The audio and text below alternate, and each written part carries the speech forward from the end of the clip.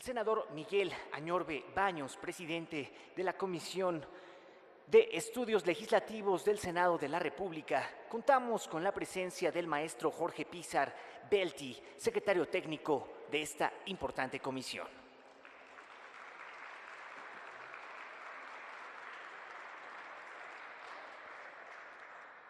Maestro Cornelio Martínez, investigador del Instituto Belisario Domínguez.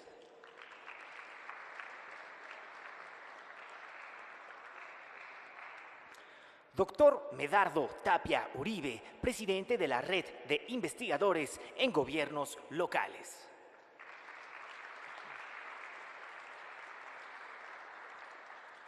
Finalmente, para conformar a este honorable presidium, contamos con la presencia del maestro Marco Polo Rodríguez Sánchez, socio fundador de NN+R Consultores.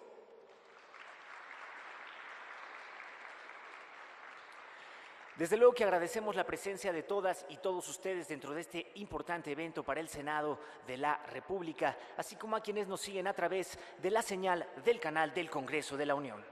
Para dar la bienvenida, escucharemos el importante mensaje a cargo del maestro Cornelio Martínez. Buenos días a todos, a todas y a todos.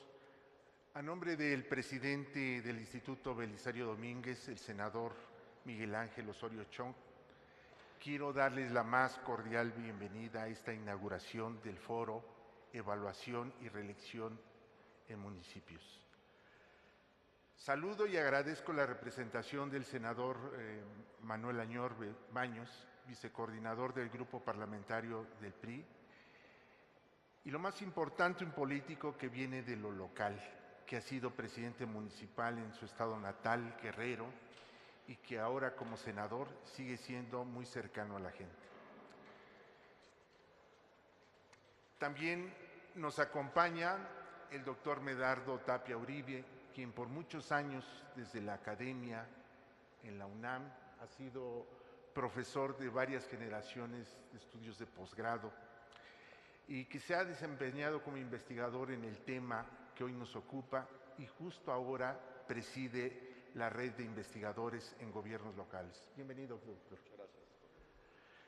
También saludamos con mucho gusto la presencia del doctor Marco Polo Rodríguez Sánchez, socio fundador de NN+R Consultores. Bienvenido, doctor.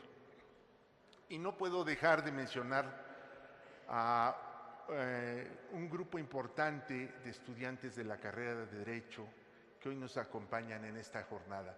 A ver, levanten la mano, por favor. Vamos a permitir que los felicitamos por su asistencia, les agradecemos. Creo que de esta forma se van formando los cuadros que México necesita en esta transformación de equilibrio de poderes que estamos viviendo. Ojalá puedan seguir estando al pendiente de la relevancia que está cobrando el Poder Legislativo y que, bueno, se acerquen al Instituto Belisario Domínguez. Hay una serie de materiales, de cursos que pueden ofrecérseles para ir desarrollando sus capacidades analíticas en esta emergente y cada vez más importante tarea que es de apoyo a los legisladores. Si me permiten, y si ustedes tienen tiempo, les hemos solicitado a los arquitectos, al arquitecto residente en esta sede, que les den un recorrido al terminar el evento, una visita guiada de este magnífico edificio que tiene muchas cosas que decirle a quienes acuden a él. Hay varios significados en la historia que se ha escrito en este recinto. Saludo también a todo el público que nos acompaña. Gracias por su presencia esta mañana y los invito a que sigan con atención las dos mesas siguientes que tienen objetivos muy claros. En la primera, reflexionar sobre los mecanismos de rendición de cuentas y la reelección en el ámbito municipal. Y la segunda, examinar los sistemas de evaluación pública en el ámbito municipal. Quiero agradecer al equipo del Instituto Belisario Domínguez, a los investigadores y a la directora de difusión y publicaciones, al personal administrativo y al equipo del apoyo técnico por el empeño y la dedicación que le ponen a nuestro querido instituto para que cumpla con su labor. Nuestro reconocimiento y muchas gracias de todo corazón. Por ahí hay una frase que emerge por ahí del año de 2004 por Coneval: lo que no se puede medir no se puede mejorar. Es con este principio en mente que el Instituto Belisario Domínguez decidió, por instrucciones del presidente, el senador Miguel Ángel Osorio Chong, sumar esfuerzos para realizar este evento con el Centro de Investigación y Docencia Económicas, el CIDE, la Red de Investigadores en Gobiernos Mexicanos, el Centro para el Aprendizaje en Evaluación y Resultados de América Latina y NN+R Consultores. Porque para nadie son un secreto los grandes retos institucionales que enfrentan los municipios en México, así como las necesidades de contar con herramientas que permitan evaluar el desempeño de quienes los gobiernan. Más aún, de cara a la reforma política de 2014, que marcó un hito en la historia del sistema político mexicano al permitir la reelección de alcaldes y legisladores.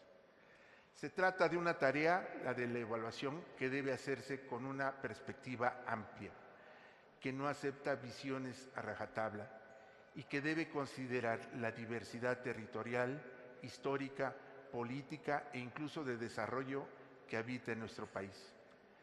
Sí, sería ingenuo, por no decir insensato, querer aplicar los mismos estándares, las mismas metodologías y sistemas de medición e incluso los mismos indicadores en municipios como Guadalajara, la ciudad de Querétaro o Monterrey. Es decir, debemos considerar el desafío de que el proyecto sea viable en la diversidad de municipios que existen, desde los metropolitanos hasta las más modestas localidades de carácter rural. El objetivo es que la ciudadanía pueda comparar de forma objetiva los resultados del gobierno en turno con relación a los gobiernos anteriores o de otras latitudes. En este sentido, y más allá de la complejidad que implica, debemos seguir avanzando para que los mecanismos y las instancias de evaluación que existen a nivel nacional o federal puedan ir desde el Coneval o el INE, se puedan desarrollar también a nivel local. Porque estamos convencidos de que la construcción de sistemas de evaluación a nivel local es un ejercicio de responsabilidad pública que compete a los municipios a un conjunto de resultados en el ejercicio de los recursos públicos. Y porque además hay muchos retos a los que se debe hacer frente desde los municipios y sobre los cuales es conveniente y necesario contar con herramientas de medición que sean elaboradas de forma sistemática, consistente, representativa y sobre todo participativa.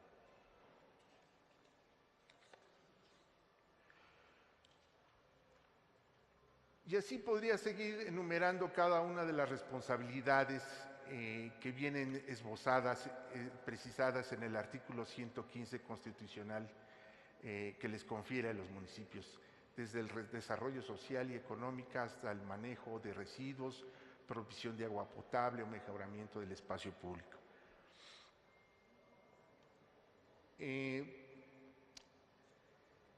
Solo reiterarles a nombre del senador Miguel Ángel Osorio Chong que el Instituto Belisario Domínguez está comprometido con generar análisis e información oportuna y veraz que nutre el debate legislativo y que contribuya al entendimiento entre quienes piensan distinto pero comparten el mismo objetivo, que a México le vaya bien. Muchas gracias.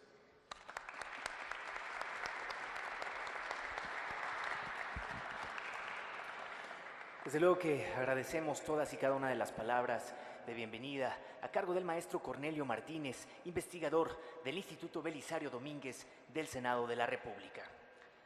Para presentar el contexto de este importante foro, tiene la palabra el maestro Marco Polo Rodríguez Sánchez.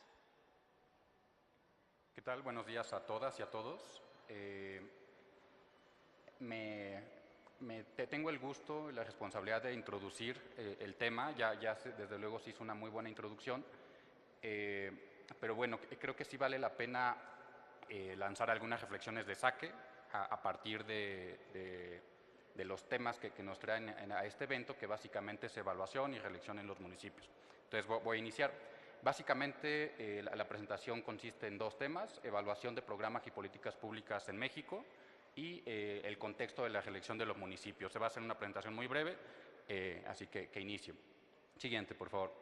Primero, muy probablemente y de manera intuitiva todos sepamos qué es una evaluación, pero quizás ya al momento de aterrizar el concepto o de aplicarlo en la realidad no lo tengamos tan claro. Por eso, proyecto en pantalla la definición, la leo textualmente y la explico. La evaluación en el marco de programas y políticas públicas es una valoración, una medición o una comparación, como ya bien nos lo habían anticipado, objetiva. Para que sea objetiva tiene que ser necesariamente externa, hecha con base en una metodología sólida de los elementos que constituyen o con los que se implementa un programa o política pública y de los resultados que genera. Esta es una definición que la Secretaría de Hacienda, a través de la Unidad de Evaluación del Desempeño, que el Consejo Nacional de Evaluación para la Política de Desarrollo Social han implementado a través del PBR, del SET, Presupuesto Basado en Resultados, Sistema de Evaluación del Desempeño, y es como se ha logrado hacer más de 1.600 evaluaciones. Ahorita vamos a ver el dato preciso. ¿Para qué sirve la evaluación? Siguiente, por favor. Puede haber infinidad de funciones de una evaluación, pero en esencia se pueden agrupar todas estas funciones en tres. La primera, creo, a mi juicio, que es la más importante: mejorar los programas y políticas públicas evaluadas. Si una evaluación no se hace con la intención de mejorar lo que se está evaluando, no tiene absolutamente ningún sentido. Entonces, esa sería la primera función que destacaría. Segunda, servir como un instrumento o como un insumo para la toma de decisiones. Estas decisiones pueden versar sobre temas presupuestarios, asignar más o menos presupuesto a los programas o políticas evaluadas, o pueden incluso versar sobre la eliminación o aparición de nuevos programas presupuestarios o de nuevas políticas públicas. También, desde luego, estas decisiones tienen que ver con la mejora de los mismos programas, al modificar reglas de operación, al modificar población objetivo, etc. Entonces, esa sería la segunda función. Y tercera, que también ya como nos lo habían anticipado, tiene una función muy importante de rendición de cuentas. La evaluación, al en principio ser publicada para el público en general, es un buen ejercicio de rendición de cuentas para que la gente sepa o sepamos cómo el gobierno o cómo las instancias públicas están ejerciendo los recursos para solucionar problemas públicos. Entonces, esas son las tres funciones de las evaluaciones que yo destacaría y sobre las cuales se estarían versando las discusiones que vendrán en los siguientes paneles. Siguiente, por favor. ¿Cuál es el contexto de la evaluación en México? Hay infinidad de historia que sustenta el presupuesto basado en resultados y el sistema de evaluación del desempeño en México, pero destaco cuatro aspectos de esta historia. La primera viene de 2006, la promulgación de la Ley Federal de Presupuesto y Responsabilidad Hacendaria, que se sientan las bases, o la base normativa al menos, del presupuesto basado en resultados y el sistema de evaluación del desempeño. Una segunda emisión de una normativa son los lineamientos generales para la evaluación de los programas federales de la Administración Pública Federal.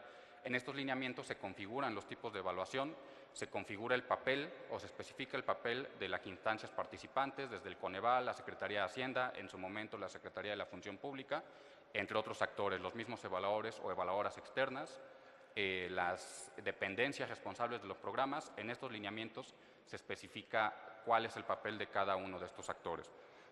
Siguiente, me parece uno de los elementos más importantes, la adición del segundo párrafo al artículo 134 de la Constitución Política de los Estados Unidos Mexicanos, en el que básicamente se dice que todos los órdenes de gobierno que ejecuten recursos públicos, por definición todos los ejecutan, deben evaluar el uso o el desempeño de esos recursos públicos. Entonces, el artículo 134 no solo no solo permite a los órdenes de gobierno evaluar, sino que obliga a evaluar estos recursos públicos. Un cuarto punto, un cuarto antecedente normativo, el acuerdo por el que se establecen las disposiciones generales del SET, el Sistema de Evaluación del Desempeño, que se emitió en 2008. Hay más normativa, hay más antecedentes, pero creo que estos son los más importantes que sustentan los ejercicios de evaluación que se hacen en los 3 órdenes de gobierno, no solo en el federal, también en el estatal y en el municipal. Entonces, con esto, con esta normativa se configuran lo que llamo yo los 2 brazos del sistema de evaluación del desempeño. Uno es el seguimiento o el monitoreo y otro es la evaluación externa. El seguimiento monitoreo es a través de indicadores de desempeño, indicadores de gestión, indicadores de resultados, que se ha instrumentado con la matriz de indicadores para resultados, y la evaluación externa es la que se configuró en los lineamientos generales de evaluación que les comenté hace un momento, publicados en 2007. Siguiente, por favor. Algunos datos, ¿en qué derivó toda esta configuración del sistema de evaluación del desempeño? Al día de hoy, por ejemplo, se tienen publicadas 1.637 evaluaciones en el portal de transparencia de la Secretaría de Hacienda. Estas evaluaciones son a políticas públicas, a programas presupuestarios federales. Sin embargo, tampoco voy a presumir que en la Federación se hace todo bien.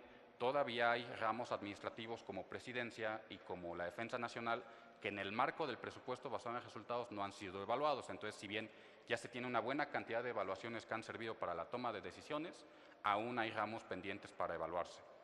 Siguiente dato. En el periodo 2016-2018, ya me voy al ámbito municipal, solo 294 gobiernos municipales registraron en el sistema de formato único, que es el sistema mediante el cual deben registrar las evaluaciones realizadas, coordinado por la Secretaría de Hacienda. Solo 294 gobiernos municipales registraron evaluaciones validadas y hechas a programas y fondos federalizados. Insisto, solo 294 de alrededor de 2.500 municipios. Estamos hablando que solo 12% aproximadamente de los municipios rinden cuentas a través de la evaluación a los fondos federales transferidos, que pueden ser por ramo 33 o algunos otros convenios. En principio, todos los municipios pueden recibir recursos de este tipo, pero solo 294 efectivamente han reportado evaluaciones. Siguiente dato. Una buena parte de estas evaluaciones presenta áreas de mejora. Por ejemplo, en 2016 solo se consideraron como evaluaciones, en el amplio sentido de la palabra, en informes oficiales 342 de 512.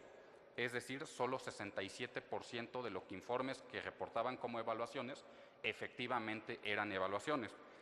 Y a su vez, en 2017, solo 219 de 409 registros de evaluación. ¿Esto qué quiere decir?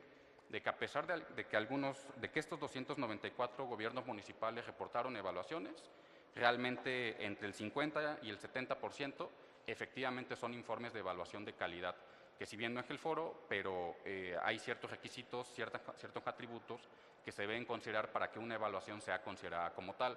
Claridad en el lenguaje, consistencia en sus apartados, sobre todo objetividad y solidez técnica de los informes de evaluación. ¿Qué quiero decir con esto? Siguiente, que la evaluación está subutilizada, no solo a nivel federal, como ya lo comentaba, sino también a nivel municipal. Son muy pocos los municipios que evalúan, y los que evalúan son pocos los que realmente lo están haciendo bien. Entonces, ese es un dato importante que creo que podrá servir para las discusiones que vengan. Siguiente, por favor. Ya en el tema de la reelección en municipios, solo doy unos antecedentes muy breves. Como ya se comentaba, en 2014, las personas integrantes de los ayuntamientos, ya a partir de 2014, pueden reelegirse de manera consecutiva. Ya se podía hacer, pero no de manera consecutiva. Una de las motivaciones que impulsó esta reforma fue que se pudieran generar los incentivos para que las autoridades municipales hicieran un mejor trabajo y con ello utilizar esos resultados para su reelección en caso de que así lo decidieran. Entonces, ese más o menos es el antecedente.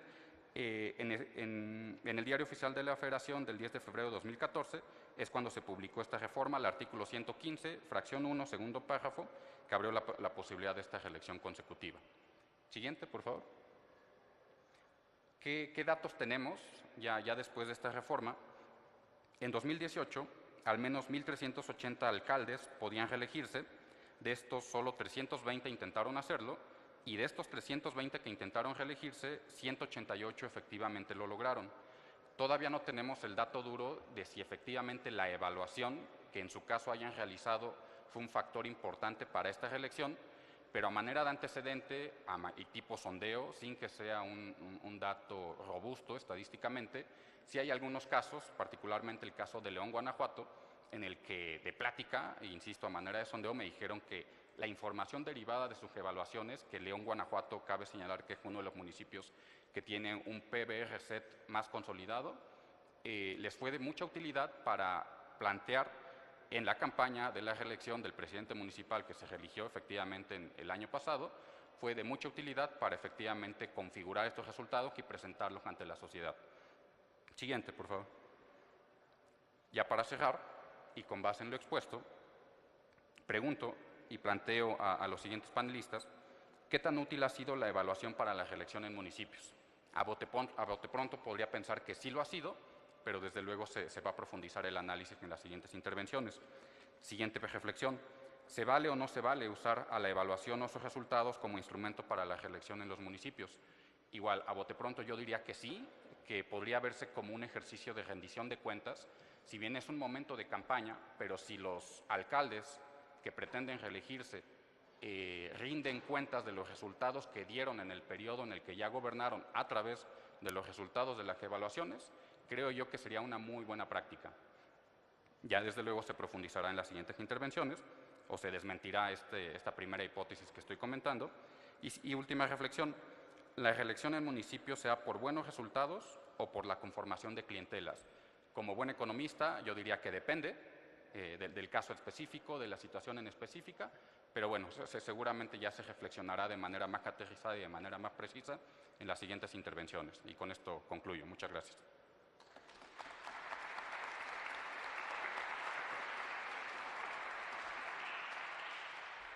Agradecemos esta contextualización a cargo del maestro Marco Polo Rodríguez Sánchez.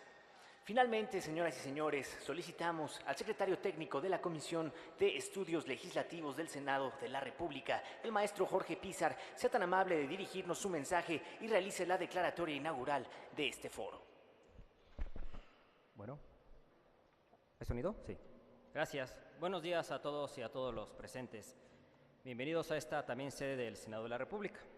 Saludo con especial aprecio y a nombre del presidente de la Comisión de Estudios Legislativos del Senado de la República, del senador Manuel Añorbe, a quien me acompaña aquí en el Presidium el día de hoy en la inauguración del foro Evaluación y Reelección en Municipios. En primer lugar, expreso mi reconocimiento sin duda al presidente del Instituto Belisario Domínguez, mi coordinador, el senador Miguel Ángel Osorio Chong, quien se ha preocupado porque este instituto siempre esté a la vanguardia y ponga sobre la mesa los temas de mayor relevancia para el Congreso y para el país. El tema que se discute ampliamente ya en el desarrollo de este foro no es la excepción, puesto que se trata del aspecto de la política más cercana a la sociedad en general, el ayuntamiento. El municipio es la representación política administrativa más próxima al ciudadano.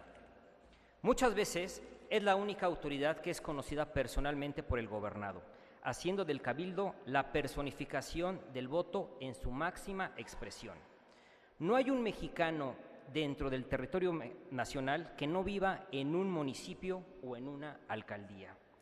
Todos y cada uno de nosotros aquí presentes y quienes nos pueden escuchar gracias a las tecnologías de la información, habitamos o residimos en alguno de los 2.440 municipios y 16 alcaldías que existen en nuestro país. Además, de acuerdo con el artículo 115 de la Constitución, el municipio es el responsable de brindar los servicios básicos a la población, por lo que siempre está presente en el imaginario popular la figura del presidente municipal, en especial cuando hay carencia o falla alguno de los servicios básicos que presta el municipio.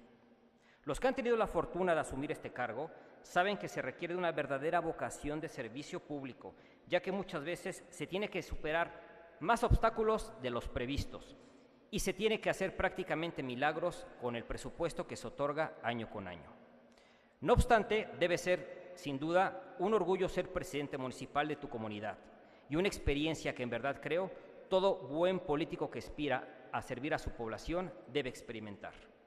No hay mejor manera de conocer verdaderamente las necesidades de la población que desde la presidencia municipal. La cercanía que se tiene con los gobernados es precisamente la fortaleza de la presidencia, por lo que hablar de reelección en este caso es hablar de reconocimiento y profesionalización del cargo público. Es decir, el reconocimiento de una buena administración se verá obligadamente traducido en un alto grado de apoyo popular. De igual manera, la rendición de cuentas de manera transparente y el acercamiento de la administración pública a la sociedad repercutirá directamente en el apoyo de los electores, de ustedes, los ciudadanos. Estas reflexiones son útiles para el México de nuestros días, para el México moderno, para entender qué instituciones es necesaria retomar y reimpulsar. Para lograr que la reelección municipal se traduzca en un mejor comportamiento de los alcaldes y, por lo tanto, en mejores gobiernos para ustedes, los ciudadanos, y también las comunidades rurales. Estoy seguro que estas y otras ideas serán abordadas de manera mucho más amplia por los ponentes, como ya empezó el maestro. Creo que es un tema de mayor importancia en el México actual. Aplaudo este tipo de foros y felicito a todos los que participan activamente para llevarlos a un buen puerto. Una vez más, les agradezco la atención y les doy la bienvenida también a esta sede del Senado de la República. Si me lo permiten, maestros, nos ponemos de pie. Vamos a hacer la declaratoria formal. Siendo las 10:33 del día 5 de junio, declaro formalmente inaugurada la declaratoria de este foro Evaluación y Reelección en Municipios. Muchas gracias.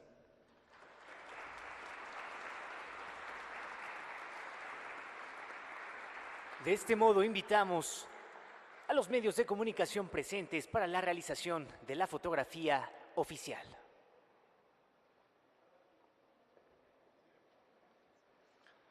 Del mismo modo, agradecemos al público asistente, pueden ocupar sus lugares.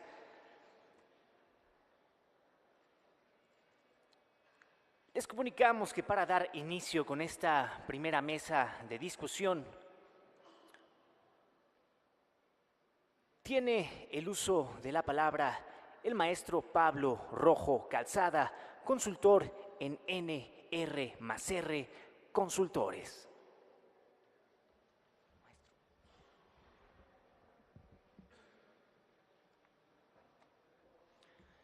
Mientras tanto, les recordamos que nos pueden seguir a través de nuestra página web www.senado.gov.mx, por medio de nuestro hashtag de Twitter, @SenadoMexicano, y desde luego por medio de streaming vía canal del Congreso.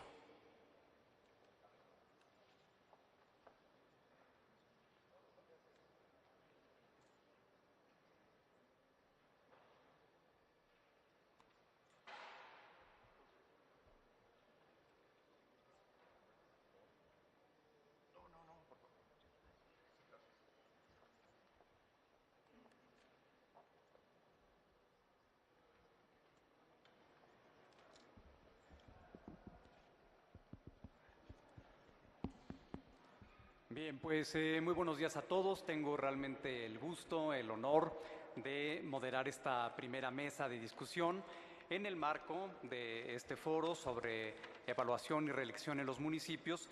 Y bueno, pues sin más preámbulo, quisiera comentarles que la dinámica que vamos a tener para esta mesa va a ser una primera ronda de presentaciones, o más bien incluso lo manejaríamos como comentarios iniciales por parte de cada uno de nuestros ponentes, para posteriormente iniciar ya una discusión entre el grupo de ponentes, y en una última etapa ya de cierre vamos a darle la palabra al público asistente para que puedan tener una interacción que consideramos puede ser mucho más productiva.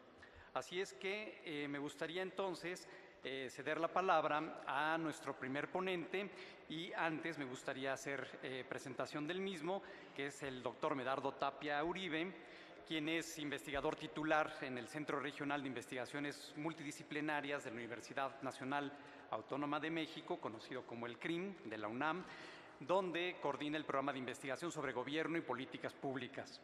Él realizó sus estudios doctorales en educación en la Universidad de Harvard con la beca Fulbright del gobierno norteamericano y del gobierno mexicano también, contador público por la ESCA del Instituto Politécnico Nacional. Ha sido investigador asociado en la Universidad de Harvard y consultor internacional en administración. Ha publicado 14 libros y su más reciente en prensa es Ciudad Juárez, Medellín y Río de Janeiro, Paradigmas de Violencia y Resiliencia. Él es investigador nacional nivel 2 del SNI. El doctor Tapia fue miembro del Comité de Evaluación del Premio Gobierno y Gestión Local por cerca de 10 años y ha diseñado varios observatorios ciudadanos para gobiernos municipales y estatales de México y realizado otras investigaciones sobre prevención de la violencia en varios municipios de Sinaloa y del estado de Morelos. Fue editorialista semanal de opinión de la Jornada Morelos por más de 20 años y fue electo en noviembre del año pasado el presidente de la Red de Investigadores en Gobiernos Locales Mexicanos, conocida como IGLOM. Doctor, por favor. Muchas gracias, Pablo, muy amable. Muchas gracias por la invitación. El IGLOM se siente muy honrado de habernos convocado como parte de los coorganizadores de este evento en esta sede tan espléndida como es el Senado de la República. Muchas gracias a la audiencia.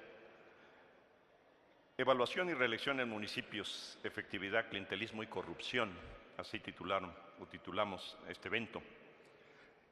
Giandomenico Mayone señalaba que el verdadero reto para la investigación en evaluación era desarrollar métodos de valoración, apreciación del valor de una política o un desempeño gubernamental que destaque lo que se puede aprender y de lo que se hizo para mejorar, en lugar de emitir, después de la evaluación, un juicio sumario de que un programa aprobó o reprobó.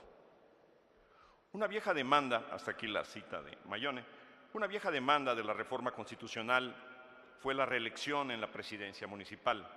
Una de las expectativas de beneficio sería, además de la continuidad de programas y políticas del gobierno municipal, contribuir a la disminución de la corrupción. Esto último no era tan utópico. Una investigación en Brasil encontró que significativamente habría menos corrupción en municipios donde los alcaldes podían ser reelectos. Sin embargo, los electores, se asume, necesitan información sobre la corrupción. Una investigación en México del impacto del conocimiento sobre la corrupción de los electores para gobiernos municipales encontró que la información acerca de la corrupción de un candidato y de su partido le disminuye votos, efectivamente, al presunto corruptor, pero también reduce la votación para sus adversarios y aumenta la abstención. Este tipo de efectos se presenta en contextos con altos niveles de corrupción, como ocurre en México. Esto sucede porque los votantes consideran que no vale la pena votar dado los altos niveles de corrupción, porque asumen que dadas las diferencias en elecciones competidas entre los candidatos, hacen inútil su voto y mejor se abstienen. También porque consideran que en este ambiente de gran corrupción ningún político se puede escapar. Y quizás esto tiene algo de razón, porque otra investigación ha encontrado que a los alcaldes no les importa que los denuncien, ellos de todas formas incurrirán en corrupción. Posiblemente porque saben que al final en México, en el tipo de corrupción que vivimos, tendrán impunidad. Sin embargo, hay que señalar que la corrupción, desafortunadamente, alimenta el otro problema más importante que vivimos los mexicanos, según diversas encuestas nacionales e internacionales: la violencia y la inseguridad. Estos son los dos problemas más importantes para los mexicanos y que además, desafortunadamente, van juntos y su acumulación las alimenta recíprocamente. Hace 10 años, el presidente de México señalaba erróneamente en una iniciativa presentada ante el Senado de la República que la corrupción era un problema de policías y autoridades locales. Sin embargo, dada la crisis de acumulación de la violencia y corrupción que se vive en México, el nuevo gobierno federal señaló que la corrupción no es solo local. En el diagnóstico de su Plan Nacional de Paz y Seguridad se reconocía el año pasado que México es uno de los países más inseguros del mundo y que vive crisis de violencia e inseguridad debido a, cito, a la descomposición e ineficacia de las corporaciones policiales de los 3 niveles de gobierno, y no solo de los gobiernos locales, pero además que la extensión, cito otra vez, y el poder de los grupos criminales en México solo puede entenderse por la corrupción y las redes de complicidad institucional. Hasta aquí la cita del PNPS.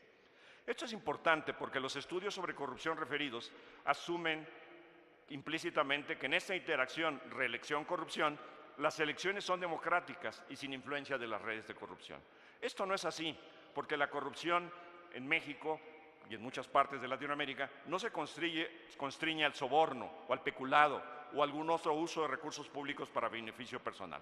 La corrupción en México, como en muchos países de América Latina, va mucho más allá de esto. Por eso se le ha llamado por especialistas como corrupción sistemática avanzada. La complicidad institucional a la que alude el Plan Nacional de Paz y Seguridad de este gobierno se reconoce por el nuevo gobierno federal porque los protagonistas de la corrupción se han insertado dentro de la estructura del Estado mexicano para cometer fraudes electorales y conseguir el poder a como dé lugar, para lograr fungir como representantes políticos y a pesar de las denuncias de corrupción, ¿verdad?, ser protagonistas, ser electos, ganar elecciones municipales y diputaciones locales y muchos otros puestos de representación política, a pesar de estar vinculados a procesos penales y, en un caso de Morelos, como ocurrió ejemplarmente, en donde el presidente electo, ganador en elecciones democráticas, está vinculado a proceso y en prisión, acusado de diversos asesinatos y ser miembro de la delincuencia organizada. Se dice que, como en otros municipios de Morelos, logró ganar las elecciones porque tiene amenazada la población del municipio. Y hoy es primera plana en la prensa, en el periódico que traigo aquí,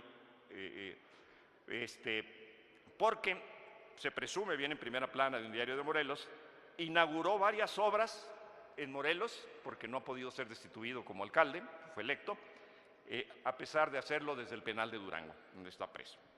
Y es que Morelos, junto con Baja California, según algunos indicadores, en 2016, era el último lugar en Estado de Derecho y inseguridad. Sin embargo, el gobierno mexicano sigue apostándole a la transparencia y a la rendición de cuentas en la lucha contra la corrupción, aunque no a la evaluación. La base del análisis de la corrupción de las investigaciones referidas en gobiernos locales y su influencia en las elecciones municipales no fueron evaluaciones, ni fue motivo de resultado de transparencia, sino fueron dictámenes de la Auditoría Superior de la Federación en gobiernos municipales de 3 entidades federativas. Sin embargo, en ninguno de estos casos se analizó la influencia de la corrupción y la delincuencia organizada en los procesos electorales, cuestión que rebasa lo que se analiza en los procesos electorales, pero que no nos atrevemos ni a investigar científica ni judicialmente para hacer justicia. Recientemente, y por eso, aún no funcionando, se creó el Sistema Nacional Anticorrupción y la Ley General Anticorrupción con la obligación de crear sistemas estatales con la participación de un comité coordinador de Sistema Estatal Anticorrupción de todas o casi todas las instituciones locales relacionadas con el tema, encargadas de vigilar, fiscalizar e investigar los problemas de corrupción de los gobiernos locales. Incluido un representante con diversos formatos de las contralorías municipales en la entidad. Además, con un matiz de gobernanza bajo la coordinación del Comité de Participación Ciudadana. Este comité coordinador se encargará anualmente de generar todos los programas y políticas estatales anticorrupción, aunque con un problema nada menor. Sus dictámenes o conclusiones son solo recomendaciones, no son vinculantes, como las que emite la Comisión Nacional de Derechos Humanos. Por eso, en el PNPS 2018-2024 se dijo que se sometería una iniciativa al Congreso para que las conclusiones de la CNDH sean vinculantes. ¿Por qué no hacerlo también con las del Sistema Nacional Anticorrupción? Dada la importancia que los mexicanos hemos asignado a la seguridad pública y a la corrupción, primero y segundo problemas más importantes para los mexicanos, y además porque en muchos casos la corrupción y la violencia, con lo que ejemplificamos arriba, van juntos, por eso también son importantes las evaluaciones de uno de los programas federales sobre seguridad, porque fueron dirigidos a fortalecer los gobiernos municipales para cumplir la función de seguridad constitucional bajo su responsabilidad y que no cambió ni siquiera con la nueva Ley de Seguridad Nacional. Además de que la inseguridad y la violencia se ha ido agravando y avasalla una enorme cantidad de municipios de este país. El programa más importante de apoyo a los municipios sobre la inseguridad, Subsidio para la Seguridad Pública en los Municipios, conocido como Subsemun, fue creado en 2008 con atención inicial de 150 municipios. Para 2014 se asignaron 4.733 millones de pesos a 268 municipios con una población de 83.09 millones, que fueron seleccionados en base a un índice de criminalidad compuesto de diversos delitos como homicidio doloso, secuestro, robo con violencia, extorsión y otros delitos. Además de otros factores como población y simplemente la vecindad o la conurbación con municipios fuertemente afectados por la violencia. Queremos destacar que en el diagnóstico del nuevo Plan Nacional de Paz y Seguridad se seleccionaron coincidentemente más de 250 municipios como núcleos de problemas de violencia e inseguridad. Además, Subsemun para 2014 se habían hecho 3 evaluaciones de Subsemun y se concentraban en el programa principalmente porque el programa se centró en infraestructura y equipamiento, por carecer de condiciones mínimas los municipios para enfrentar los problemas de inseguridad, prevención del delito y mantenimiento del orden y la paz pública. Para eso se creó el Subsemun y fue evolucionando hacia la prevención del delito y otros objetivos específicos. Los indicadores de rendición de cuentas también fueron evolucionando. En 2012 se creó el Sistema de Registro de Información para el Seguimiento del Subsidio, con el objeto de tener un mayor control sobre el destino de los recursos proporcionados a los municipios, pero sin analizar los resultados del programa. Estos resultados, expresados en los objetivos del programa, eran fortalecer las funciones en materia de seguridad y con ello salvaguardar los derechos e integridad de sus habitantes y preservar las libertades, el orden y la paz pública. Una evaluación realizada por una institución externa se orientó a verificar los cambios en la actividad delictiva a través de la medición de las averiguaciones previas, la mejora en la confiabilidad de los policías a través de evaluaciones de control de confianza, verificación de las capacidades profesionales de los policías, de los procesos de capacitación para mejorar sus estándares de profesionalidad. Esta evaluación terminó finalmente midiendo la tasa de incidencia delictiva por cada 100,000 habitantes, el número de elementos de seguridad pública evaluados en control de confianza, la tasa de cursos de capacitación validados versus los convenidos, y además se señalara que evaluaría el cumplimiento de algunos objetivos específicos, como fortalecer los factores de protección de la población e intervenciones integrales, promover una política preventiva que incida sobre los contextos socioculturales, así de amplio, fortalecer los niveles de seguridad y confiabilidad que demanden las instituciones de seguridad pública, fortalecer la profesionalización que ya mencioné, apoyar la construcción, mejoramiento y ampliación de las instituciones de seguridad pública municipal, promover el suministro, intercambio, sistematización, homologación y actualización de la información.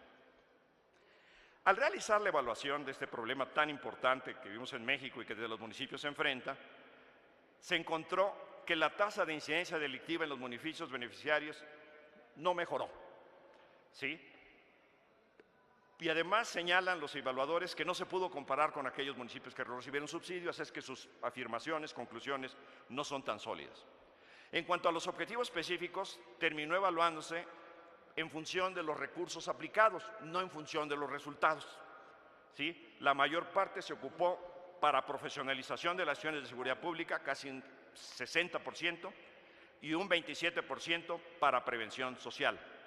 Sin embargo, con esta evaluación no se pudo saber cómo contribuyó o contribuirá aquel objetivo general señalado de fortalecer la función de seguridad pública a cargo de los municipios. Podemos asumir que así fue, pero no sabemos cómo contribuyó, no se evaluó, a salvaguardar los derechos e integridad de sus habitantes y preservar las libertades, el orden y la paz pública. Por otra parte, al evaluar si la confiabilidad en las instituciones de seguridad pública mejoró por los recursos aplicados a las evaluaciones de control de confianza, solo el 3%, ¿sí?, de los 4,000 millones que se asignaron a los 268 municipios, es muy impreciso, por no decir inadecuado. Policías colombianos con experiencia de muchos años señalan que la confianza de la ciudadanía en su policía se gana con resultados y en México la tienen tan mala como la de los diputados.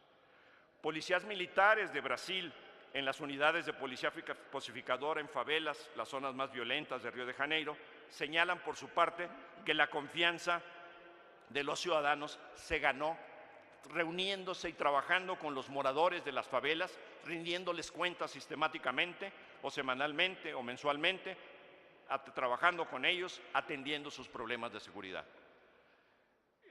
Además, el valor de la evaluación es para mejorar y no esperar para uno o varios años cuando ya no se puede mejorar y no se puede actuar. porque la inseguridad y la incidencia delictiva han seguido creciendo, nos han seguido avasallando. Y no para concluir que el programa cumplió porque medimos su cumplimiento por el control que tuvimos sobre el ejercicio de los recursos o porque se aplicaron en el fortalecimiento de la profesionalización o la confianza medida de esta manera. Finalmente, una investigación fuera del marco de indicadores de resultados, con un diseño que comparara municipios que fueron y no fueron beneficiados con Subsemun, también utilizó un índice compuesto ponderado de los 6 delitos que más afectan a la comunidad y con el propósito de poner a prueba la siguiente hipótesis. Los municipios que han recibido apoyo de Subsemun durante más años y si dicho apoyo ha sido sin interrupción, son más eficaces en el combate a la delincuencia que aquellos municipios que no se ajustan a este supuesto. La eficacia se cumple cuando se observan indicadores de delincuencia a la baja. En este efecto impacta tanto el monto acumulado recibido como el número de años en que se ha beneficiado. Esta era la hipótesis de esta investigación que cito. Esta investigación encontró que casi el 70% de los municipios con Subsemun redujeron su índice delictivo compuesto en comparación con aquellos que no recibieron el subsidio, aunque los autores señalan que la reducción fue aproximadamente 3%. Eso es un error de parte de los autores porque no es la manera como se mide eso, porque también se compara con aquellos que no recibieron el subsidio y ahí creció enormemente, siguió creciendo el delito. Como habíamos señalado al inicio de esta intervención, la evaluación y rendición de cuentas no debería de circunscribirse a la letra del programa para aprobarlo o reprobarlo sobre los indicadores de esa matriz de indicadores de resultados, sino debería de probar su valor como instrumento de gestión, aprendiendo de aquellos procesos y variables sobre los que se está haciendo bien y corregir o modificar aquello que no está funcionando, en lugar de esperar algunos años después, cuando incluso ya ha desaparecido el programa, como es el caso de Subsemun, y verdaderamente no se puede hacer nada respecto del problema, de un problema que nos agobia. En este caso, la inseguridad y la violencia ha seguido creciendo y haciéndose el problema más importante para los mexicanos. Gracias. ¿El tiempo estuvo bien? Bien. Muchas gracias, doctor Medardo Tapia. Ahora nuestra siguiente intervención será a cargo de la doctora Alejandra Ríos Casares, quien desde diciembre del 2007 es profesora investigadora de la División de Administración Pública del Centro de Investigación y Docencia Económicas, el CIDE.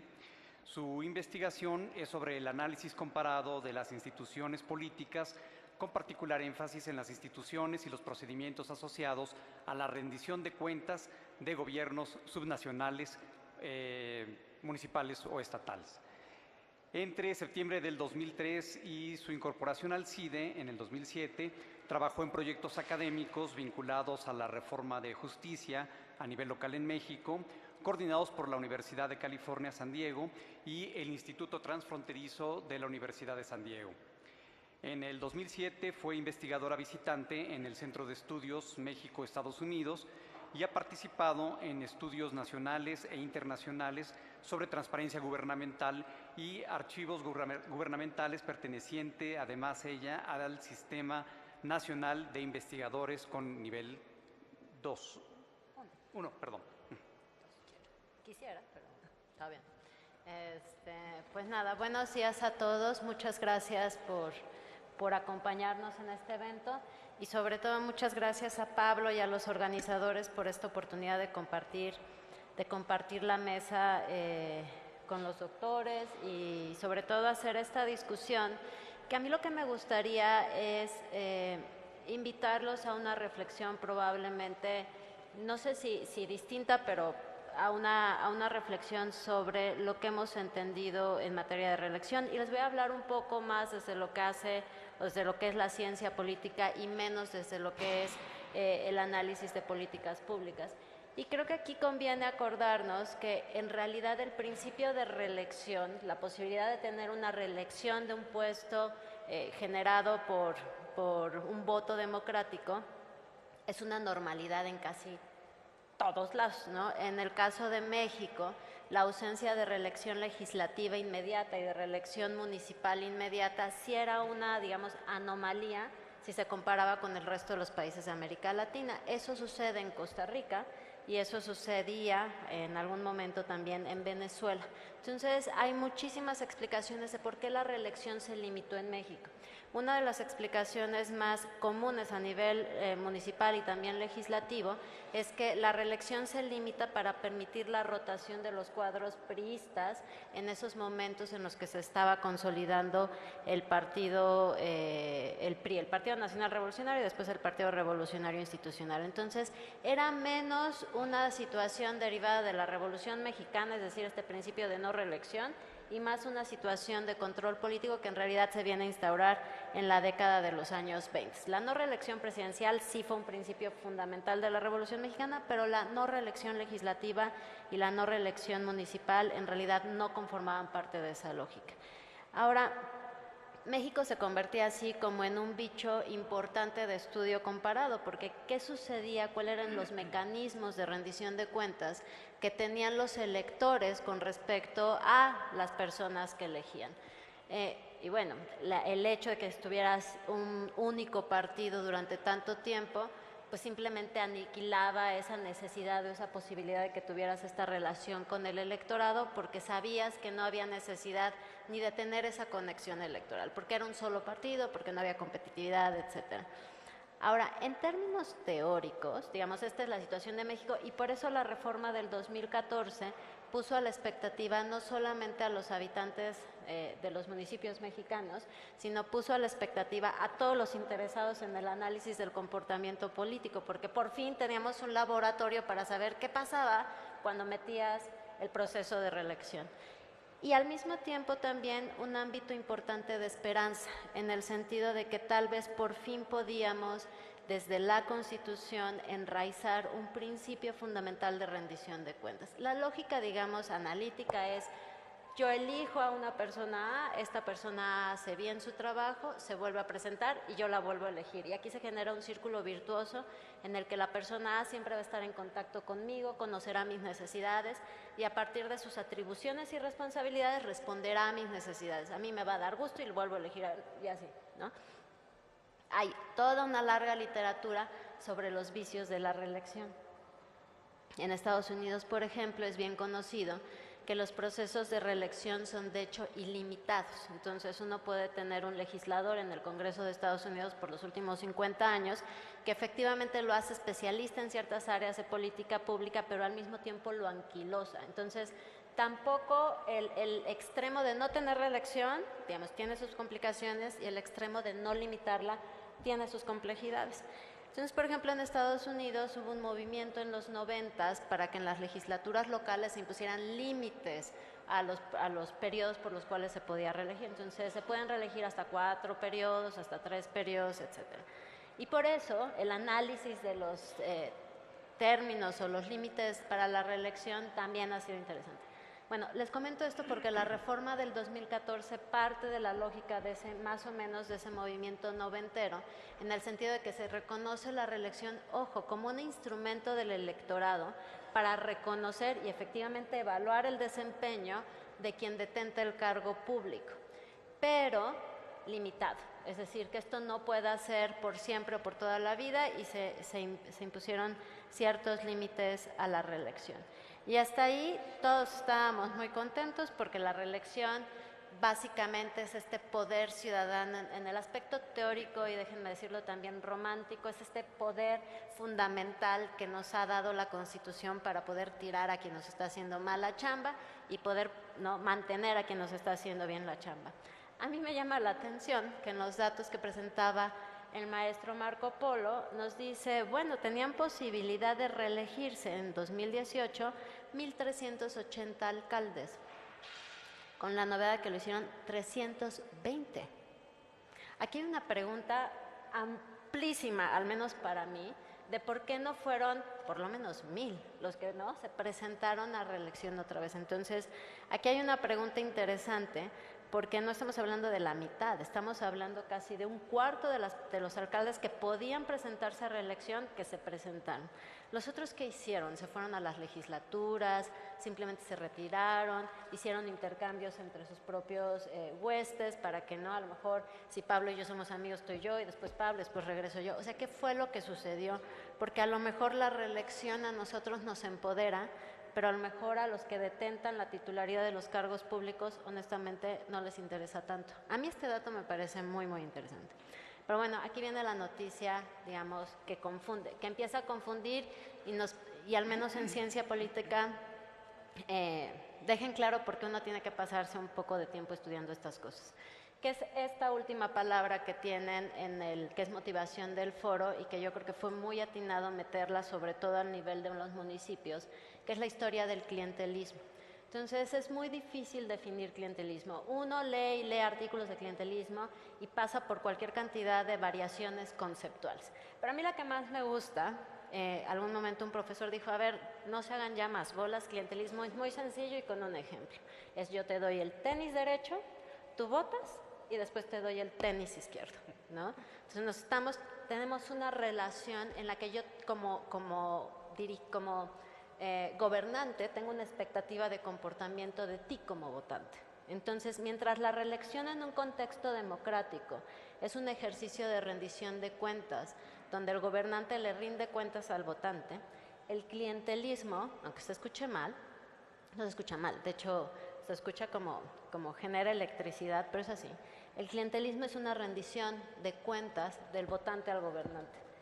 Estrictamente así. Hay cualquier cantidad de análisis de cómo le hacen, ¿no?, los gobernantes para poder mantener el control sobre ciertos grupos de población cuando tenemos, por ejemplo, voto secreto.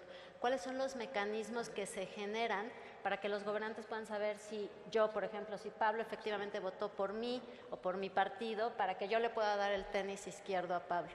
Y es una cantidad es mucho más sofisticado de lo que se pudiera parecer. Ahora eso es clientelismo. Y rendición de cuentas, sé que esto genera un poco de desorden, porque rendición de cuentas es de esos conceptos que siempre tenemos atados a una connotación positiva. Si hay rendición de cuentas, casi siempre de inmediato es democracia. Pero con la novedad de que hay rendición de cuentas en la mafia, ¿sí o no?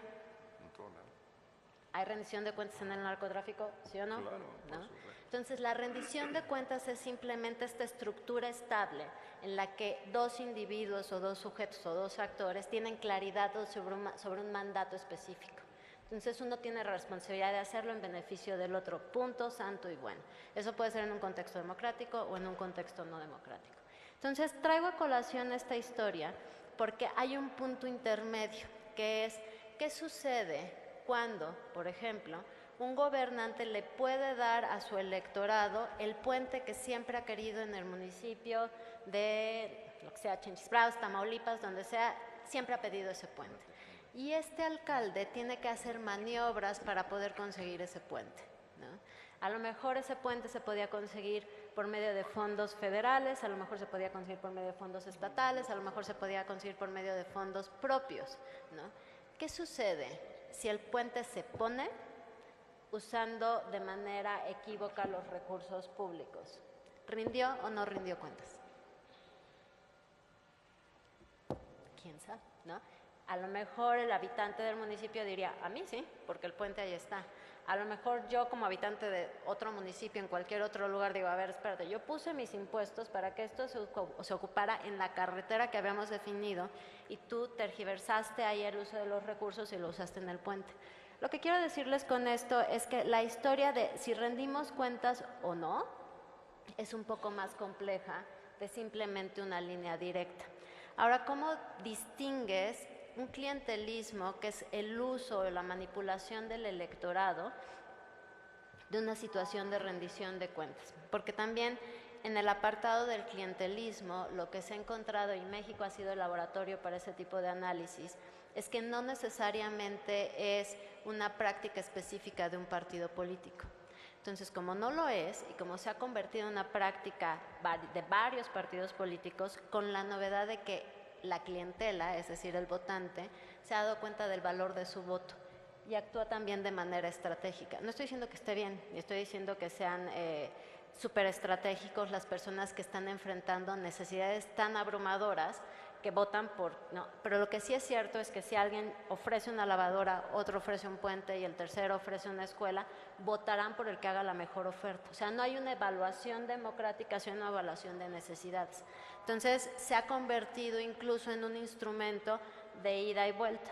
Ahora, ¿cómo logramos distinguir? Y creo que esto está pasando de manera cada vez más recurrente en los municipios mexicanos. Entonces, sí tenemos un problema que trasciende la historia del marco normativo, es cómo implementamos estos marcos normativos, ¿no? Hasta dónde van a penetrar estos sistemas estatales anticorrupción, etcétera. Entonces, es un poco más complejo de simplemente un alcalde corrupto o no corrupto. Eso es lo que quisiera dejar un poco en claro. Y es un poco más complejo, en consecuencia, las acciones de reelección. ¿Cómo distinguimos entonces esta historia de clientelismo que planteaba Marco en la sesión anterior, en la que la reelección probablemente se da como consecuencia de esta relación clientelar, o en donde la reelección se va a dar como consecuencia de esta relación armoniosa y, digamos, virtuosa de rendición de cuentas democrático? ¿Cómo vamos a lograr distinguir para saber cómo fomentamos una de otra? La verdad es que estoy muy segura, ¿no? Si supiera, probablemente debería estar trabajando en eso, pero tengo la impresión de que hay dos herramientas que nos pueden ayudar. La primera es el contexto. Y en esto también lo que hemos tenido cada vez es más.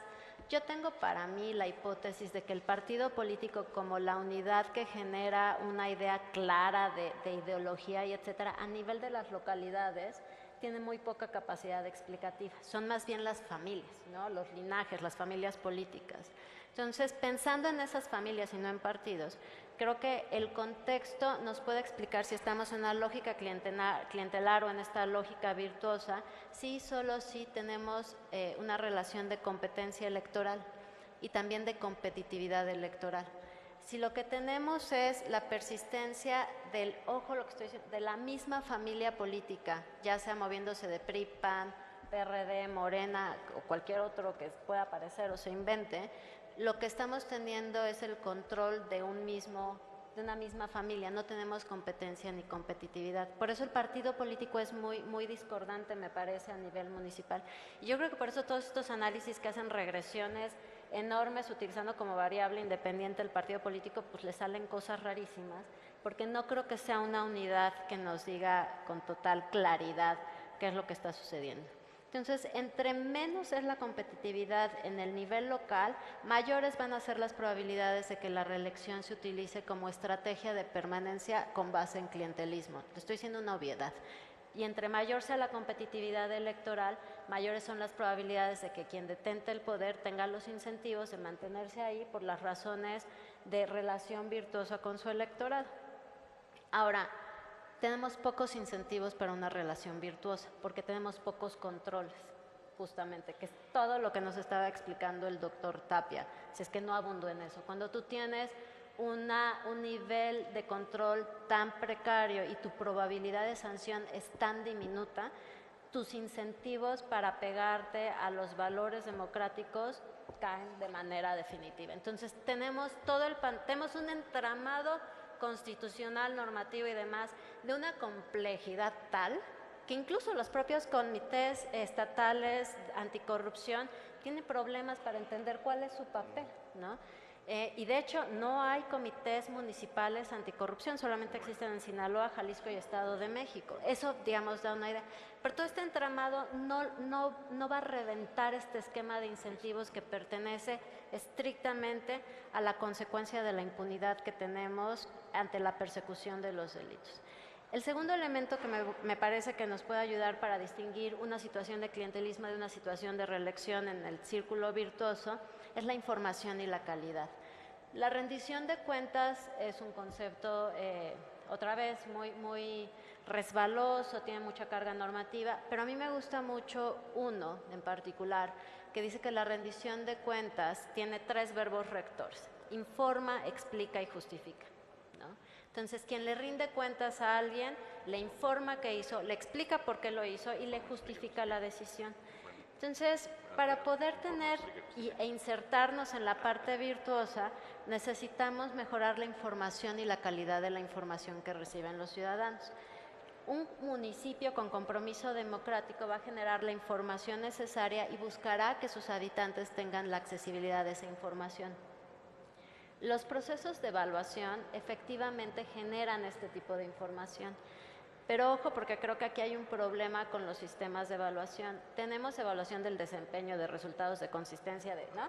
De bla, bla, bla, bla, de cualquier cantidad de evaluaciones. Un ciudadano común y corriente no va a leer jamás en su sana vida, ¿no?, un informe de la evaluación de resultados y distinguir esa de la evaluación de impacto y distinguir aquello de la evaluación de diseño y distinguir la otra cosa de evaluación de consistencia. Entonces, necesitamos distinguir cuando la evaluación se convierte en un instrumento de mejora de la gestión, ¿qué son esos?, y cuando la evaluación se tiene que constituir como un instrumento de información para la población. El proceso de traducción de la evaluación técnica, metodológicamente impecable que la necesitamos, a la población en general, hasta la fecha ha sido muy pobre.